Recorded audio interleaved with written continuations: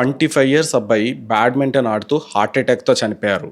మీలానే నాకు కూడా చాలా క్వెషన్స్ ఉన్నాయి. డాక్టర్‌ని అడిగి తెలుసుకుందాం. సో డాక్టర్ అసలు ఎలా జరిగుండొచ్చిది?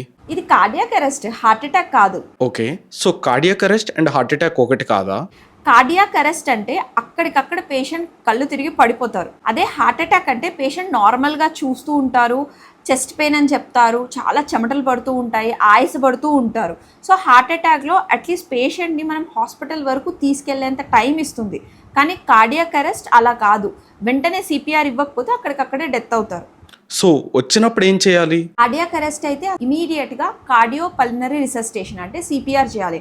అందుకే ప్రతి ఒక్కరూ సిపిఆర్లో ట్రైన్ అయి ఉండాలి. అదే హార్ట్ అటాక్ అయితే ఎమర్జెన్సీ హాస్పిటల్కి యాజ్ సూన్ యాజ్ పాసిబుల్ తీసుకెళ్ళాలి. అక్కడ వెళ్ళగానే బ్లడ్ థిన్నర్స్ ఇచ్చి యాంజియోగ్రామ్ చేసి అవసరం అయితే స్టంట్ వేస్తారు. రాకుండా అసలు కేర్ ఎలా తీసుకోవాలి?